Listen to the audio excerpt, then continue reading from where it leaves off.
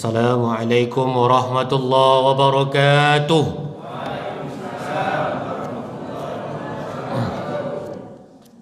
Alhamdulillah, wassalatu wassalamu ala rasulillah wa ala alihi wa mawalah.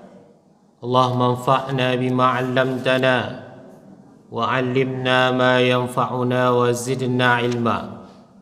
Rabbi israh li sadri wa yassir li amri wahlul 'uqdatam min lisani yafqahu qawli, amma ba'd. Sama-sama kita hormati pengurus Masjid Al-Munawwarah, Bapak Imam, Muadzin. Saya hormati para orang tua saya, cik-cik dan puan-puan. Yang besar tak dihimbau gelar, yang kecil tak dapat disebut nama. Mudah-mudahan kita yang hadir pada subuh hari ini senantiasa diberikan nikmat istiqomah dan kesehatan dari Allah Subhanahu wa taala. Amin ya rabbal alamin. Nampaknya subuh hari ini luar biasa ramainya. Mungkin ini dimulai dari iktikaf tadi ini. Cuma iri pula saya. Waktu malam pertama kemarin saya ingin bimbing iktikaf tidak seramai ini orang.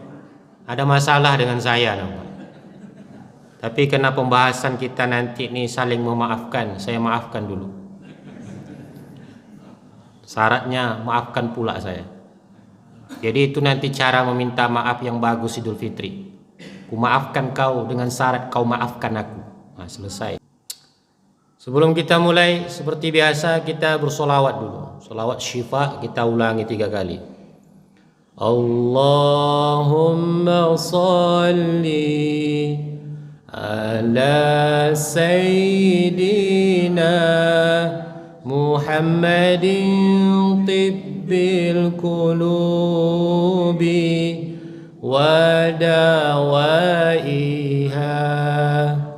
wa afiyatil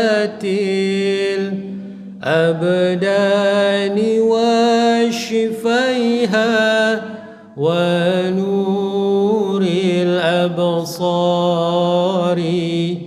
wa diyaiha wa ala alihi wa sahbihi wa sallim. Allahumma salli ala sayyidina Muhammadin tibbil qulubi wa dawaiha wa afiyatil abdani wa shifaiha wa nuril absari wa diyaiha wa ala alihi wa sahbihi wa sallim. Allahumma salli ala sayyidina Muhammadin tibbil qulubi wa dawaiha wa afiyatil abdani wa shifaiha wa nuril absari wa diyaiha wa ala alihi wa sahbihi wa sallim. Semoga selalu Allah berikan kesihatan pada hati kita dari segala penyakit. Allah berikan kesihatan pada fisik kita. Allah berikan cahaya hidayah lewat mata dan telinga kita. Yang terpenting dapat syafaat nanti di hari akhir. Amin ya rabbal alamin. Bapak Ibu yang dirahmati Allah Subhanahu wa taala, Kita lanjutkan kajian kita, yakni surah Ali Imran ayat 134, di mana ayat ini berisi tentang sifat dan sikap orang-orang yang bersegera menggapai ampunan Allah dan juga orang-orang yang bersegera menggapai surga Allah yang seluas langit dan bumi, yang disediakan bagi orang-orang yang bertakwa. Jadi 134 ini bisa disebutkan kriteria orang yang bercepat-cepat menggapai ampun Allah, cepat-cepat menggapai surga, atau bisa disebut juga kriteria orang-orang yang bertakwa. Tinggal pilih saja. Yang penting puncak dari ilmu itu adalah amal.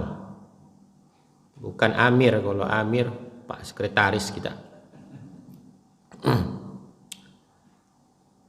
A'udzu billahi minasyaitonir rajim. الذين ينفقون في السراء والضراء والكاظمين الغيظ والعافين عن الناس والله يحب المحسنين. Orang-orang yang bersegera menggapai ampunan Allah, bersegera menggapai surga Allah yang seluas langit dan bumi, yakni orang-orang yang berinfak, menafkahkan hartanya di waktu senang maupun sempit. Juga orang-orang yang menahan amarahnya, wal afina 'anin nas, dan juga orang-orang yang selalu memberikan maaf kepada manusia. Ini kajian kita, wal afina 'anin nas. Memaafkan kesalahan orang lain itu bermakna memaafkan diri sendiri. Apa sebab? Karena tidak ada manusia yang tak lepas dari kesalahan. Kesalahan orang yang orang perbuat dengan kita itu akan berpotensi kita lakukan juga. Apakah itu kesalahan dalam bentuk kezaliman, kesalahan dalam bentuk kejahatan lidahnya, tangannya, itu juga berpotensi kita lakukan. Kalau kita tak maafkan orang lain, berarti kita siap pula menerima konsekuensi dari kesalahan kita. Tak juga akan dimaafkan orang lain. Perlu kita sadari, tak ada manusia yang tak bersalah. Baik itu sengaja atau tidak sengaja. Tak ada manusia yang sempurna. Makanya itu pentingnya kita memaafkan orang lain. Ketika kita pandang orang yang bersalah, pandang diri sendiri. Kesalahan dia akan juga kita perbuat, atau bahkan bisa jadi kesalahan dia itu sebab kesalahan kita dulu. Sebab kesalahan kita, maka dia melakukan kesalahan. Dia balas. Maka dari itulah pentingnya, urgensinya kita memaafkan orang lain. Memaafkan orang lain ini adalah sifat dari Rasulullah Shallallahu Alaihi Wasallam. Fabima rahmatin minallahi linta lahum, dengan rahmat Allah lah engkau berlaku lemah lembut dengan mereka.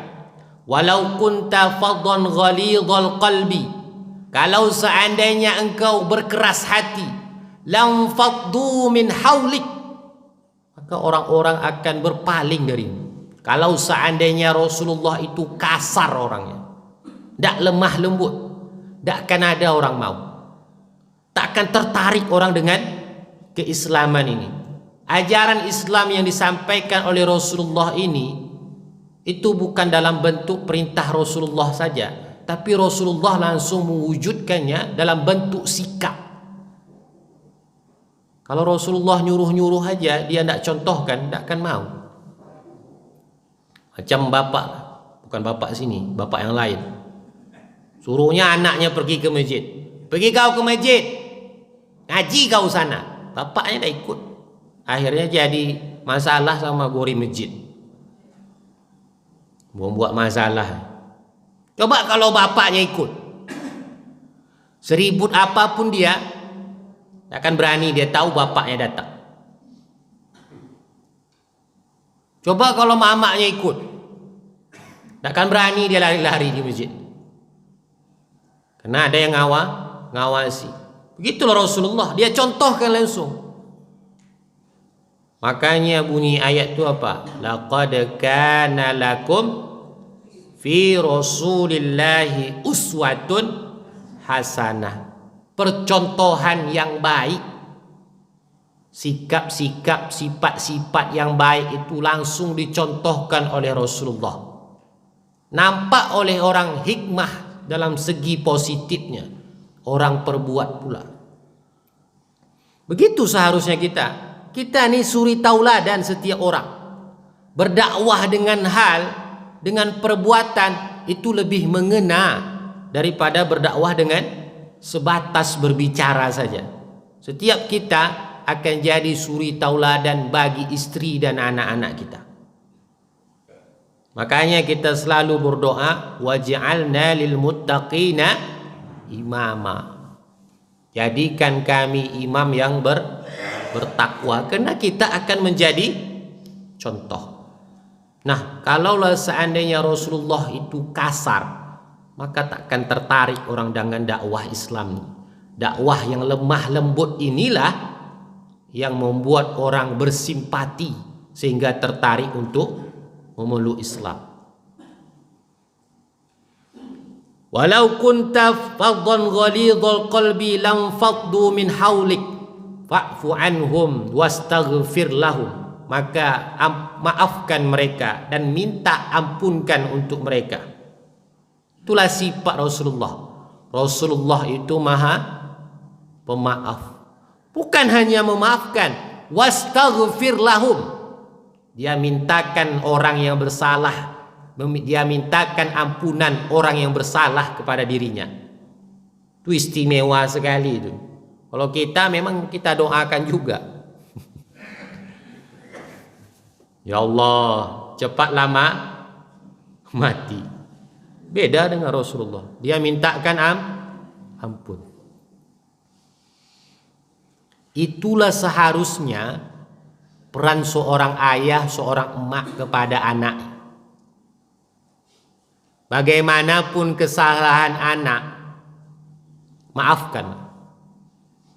Bahkan minta ampun. Minta ampunkan anak. Hati-hati bu, apalagi ibu-ibu nih, mulutnya hati-hati. Kalau sampai terkeluar dari mulut ibu kata-kata yang kasar, akan jadi contoh buat anak.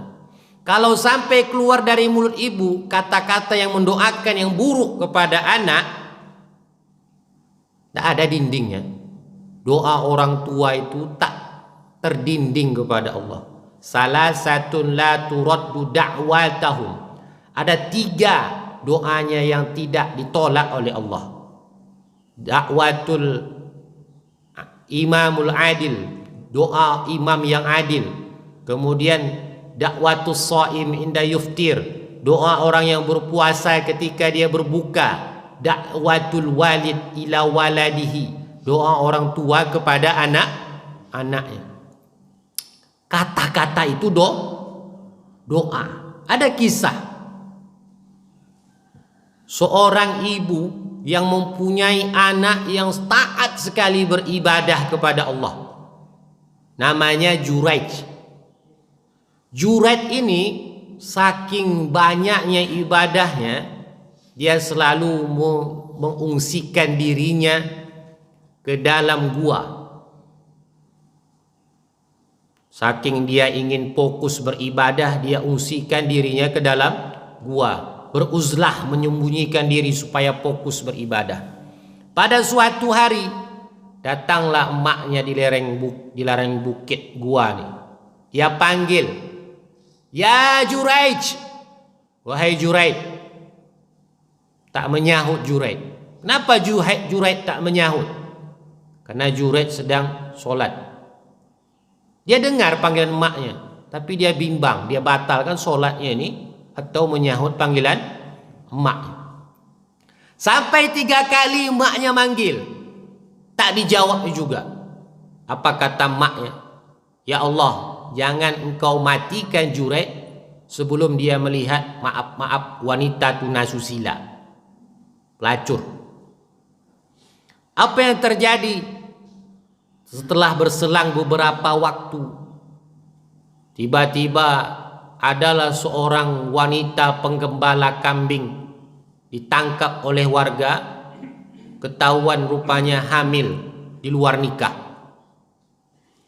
Ditangkap perempuan ini, lalu ditanya, siapa yang menghamili kau?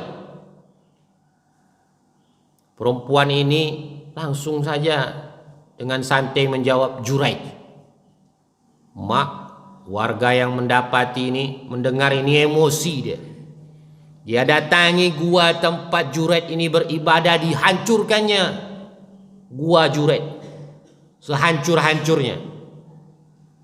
Baru di sidangnya Juraid, kau jilbab kau, bukan jilbab laki-laki kan, jubah kau aja yang panjang, serban kau pun sepanjang 2 meter, jenggot kau pun sepanjang semeter, tapi rupanya perangai kau macam ini. Apa kata Juraid? Kalian boleh menghukum aku, tapi tunggu dulu anak dalam kandungan ini lahir. Setelah berapa lama lahirlah anak dalam kandungan perempuan penggembala kambing tadi. Kemudian dihadapkanlah anak yang baru lahir ini kepada Juraid.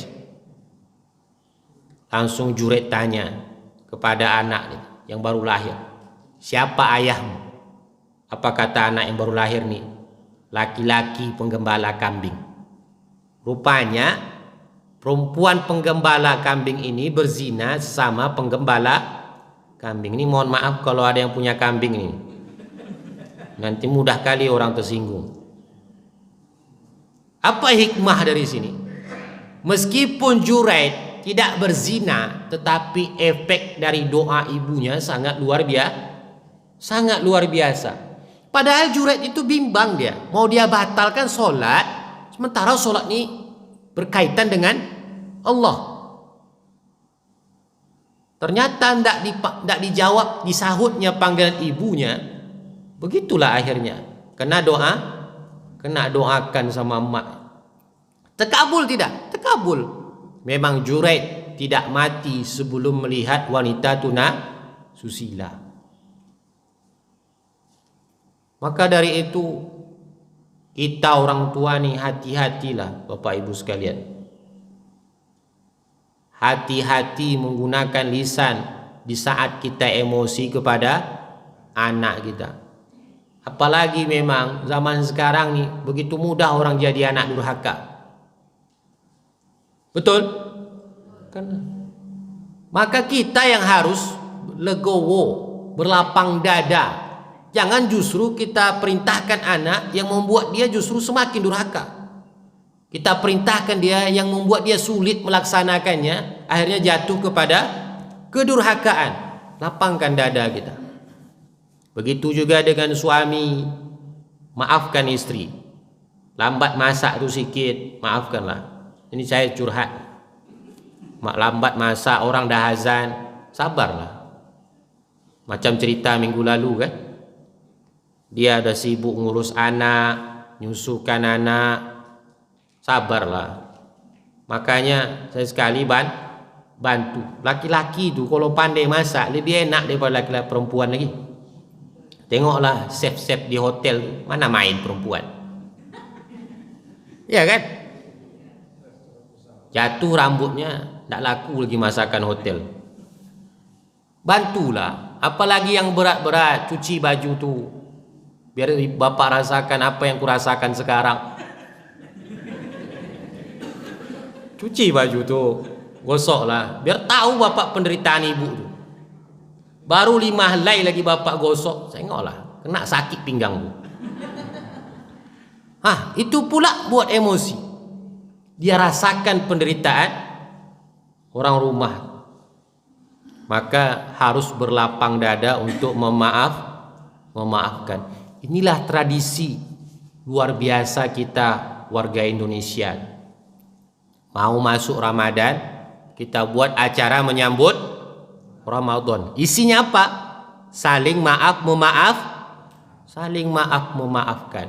Habis Ramadan, Idul Fitri, acara halal bihalal tuh coba cari di kamus nih Rogib Al-Asfahani, kamus Al-Quran. Tak ada itu halal bihalal. Halal dengan halal kan itu terjemahannya. Cari acara halal bihalal di luar negeri, tidak ada. Kalau memang itu bid'ah khusus warga Indonesia nih, semua masuk neraka. Siapa penggagas halal bihalal nih? Kiai Haji Wahab Hasbullah, pendiri NU. Jadi Presiden Soekarno, dengar anaknya bahaya. Presiden Soekarno, dia lihat tokoh-tokoh politik ini tak akur lagi semenjak pelaksanaan pemilu. Lalu dia minta pendapat dengan Kiai Haji Wahab Hasbullah. Kira-kira apalah acaranya? Kalau dibuat acara silaturahim, basi, kata-katanya biasa, kurang menarik untuk membuat orang datang. Akhirnya dibuat acara halal bihalal. Halal bihalal itu maksudnya menghalalkan yang haram, saling menghalalkan yang haram. Kejahatan orang kita maafkan, kejahatan kita dimaafkan. Kalau itu juga bid'ah, kepala otak kau bid'ah bilang. Tiap bulan kita dibid'ahkan orang. Maka itulah istimewanya warga Indonesia nih. Setidaknya kita buat acara khusus saling memaafkan. Ada 3 hikmah, Bapak Ibu sekalian, mengapa penting kita memaafkan orang lain. Pertama, hikmahnya dalam bentuk kesehatan. Ketika kita emosi dengan orang, kita marah dengan orang, itu detak jantung kita tuh cepat. Segala urat-urat otot-otot itu tegang. Makanya orang-orang yang pemarah itu cepat stroke-nya. Awaslah. Cepat stroke-nya. Nah, kalau dia pemaaf, maka akan ada hikmah dalam bentuk kesehatan. Yang kedua, hikmahnya mencontoh perbuatan Rasulullah. Bayangkan betapa hebatnya ujian yang beliau dapatkan dari orang-orang kafir Quraisy. Dicekik lehernya ketika beliau sholat di depan Ka'bah, nampak anaknya Fatimah. Bayangkan kalau kita dicekik orang di depan anak kita. Sampai menangis Fatimah tuh meminta dilepaskan cekikan orang kafir tuh. Sudah hampir merenggang nyawa, barulah dilepaskan orang tuh cekikan. Begitu luar biasanya. Dicaci, dihina, dilempar kotoran, bahkan nyawa beliau pun diancam, digadai lagi. Tapi apa yang terjadi ketika beliau sudah mempunyai kekuasaan di Madinah? Ketika Fathul Mekah, apa kata beliau? Siapa yang bersembunyi di Masjidil Haram, aman. Siapa yang bersembunyi di rumah Abu Sufyan, aman. Cobalah kalau saya cari betul orang. Itulah perbuatan Rasulullah, memaafkan. Apalagi yang ketiga? Yang ketiga, memberikan efek kebahagiaan di dalam hati kita. Nuansa mental. Ada kisah ketika Rasulullah sedang duduk-duduk bersama para sahabat, di antaranya Abdullah bin Amr bin As. Sedang duduk-duduk itu, tiba-tiba Rasulullah berkata, akan datang seorang ahli surga. Mentalnya sahabat ini, kalau mendengar seperti itu, responnya pasti akan kuat. Karena mereka itu, kalau namanya surga berlomba-lomba. Kalau neraka pasti berlari cepat menjauhi. Itulah nih sahabat tuh. Makanya kalau Rasulullah berbuat amalan sesuatu, memerintahkan amalan sesuatu, sahabat tuh tidak tanya dia, ini wajib apa sunnah nih? Sunnahnya sunnah muakkad atau sunnah biasa nih? Tidak kayak kita. Ini sunnah. Oh nanti lah. Mendengar cerita kata Rasulullah tadi akan datang seorang ahli surga, maka para sahabat pun mulailah bersiap-siap melihat siapa kira-kira yang datang. Ketika mereka menunggu itu, datanglah seorang Arab Badui, orang Arab pedalaman. Melihat itu, terperanjatlah para sahabat. Inilah ahli surga tuh. Tapi Abdullah bin Amr bin As masih penasaran dia. Dia ikuti orang Arab Badui ini ke rumahnya, minta izin dia tidur di rumah orang Arab Badui itu 3 hari. Setiap malam ditengoknya orang Arab Badui ini. Biasa-biasa aja ibadah. Akhirnya tak tahan dia, di malam ketiga ditanyanya orang Arab Badui ini, mengapa kok bisa dikatakan Rasulullah kau nih ahli surga? Apa sebabnya? Orang Arab Badui ini pun heran dia. Apa ya kira-kira? Diingat-ingat dialah. Barulah dia ingat, ternyata amalan dia yang istimewa. Dia tidak tidur sebelum memaafkan kesalahan orang lain. Itulah keistimewaannya. Cuma itu, memaafkan orang lain. Kalau kita tak mau kita memaafkan orang lain, makin tak dapat tidur. Tentu berefek dalam kesehatan. Kita ni apalagi Bapak Ibu sekalian, hidup bertetangga ni akan mudah berpotensi saling menyakiti. Jatuhnya air hujan dari atap kita ke tanah orang lain, itu sudah menzolimi itu. Apalagi kalau atap kita lebih tinggi pula daripada atap tetangga kita tuh, pasti airnya lebih kencang lagi jatuhnya. Banjir halaman rumah tetangga itu sebab air hujan turun dari atap kita. Itu sudah menzolimi. Kalau kita tak maafkan orang lain, sementara kesalahan kita sendiri tanpa kita sadari begitu banyak. Kita bertetangga nih sebenarnya macam keluarga, bedanya tempat tidur aja. Berpuluh-puluh tahun kita bersama-sama dalam tanah yang sama. Kalau kita tak saling memaafkan, begitu sempit dunia ini rasanya. Kalau ada apa-apa kita, siapa yang menolong pertama? Tetangga. Tetangga lah yang menolong. Sakit kita, melahirkanlah orang rumah, tetangga lah yang menolong. Mati kita, siapa yang menolong? Tetangga. Bahkan jemuran pun siapa yang mengangkat? Tetangga. Saya rasakan. Padahal tidak lama saya tinggal di situ, dekat rumah saya ni. Dan saya bilang dah, jangan angkat lagi bu. Dalam hati malu saya, ada segitiga bermuda di situ. Tapi diangkat itu.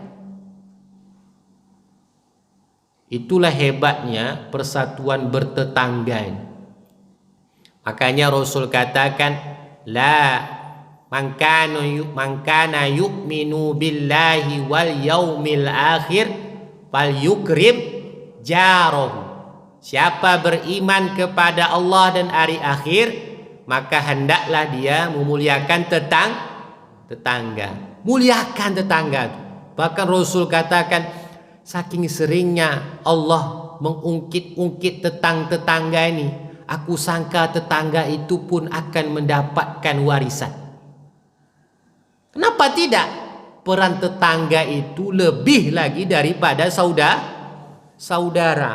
Maka kalau kita Idul Fitri ini, dahulukan dulu permintaan maaf kita dengan tetangga. Jangan kejar keluarga jauh dulu. Dahulukan meminta maaf dengan tetangga. Tiap hari kita zolimi. Tak pernah Pak Ustadz. Apa yang terbersit di hati kita itulah kadang yang tak bisa kita kontrol. Nanti keluar tetangga tu mereng sebelah jilbabnya, apa dalam hati kita? Kita ketawai. Mereng sebelah alis matanya itu, dia lukis pakai pensil, kita ketawai. Mudah sekali potensi kejahatan kita dengan tetangga. Semakin dekat, semakin mudah untuk kita membuat kesalahan. Kalau kita tak maafkan orang lain, maka akan berat pula orang memaafkan kita. Memaafkan orang lain sama dengan memaafkan diri sendiri. Itu yang dapat saya sampaikan pada subuh hari ini. Mudah-mudahan jadi ilmu yang bermanfaat. Jadi orang-orang yang bersegera menggapai ampunan Allah dan juga bersegera menggapai surga Allah seluas langit dan bumi, di antaranya orang yang selalu mengobrol maafnya kepada orang lain. Kita tutup dengan doa kafaratul majlis. Subhanakallahumma wa bihamdika asyhadu an la ilaha illa anta astaghfiruka wa atubu ilaik. Tetap selesai ini bukan berarti bapak ibu pulang. Tunggu saja waktu sampai isyraq yang pahalanya seperti melaksanakan haji sempurna. Assalamualaikum warahmatullahi wabarakatuh.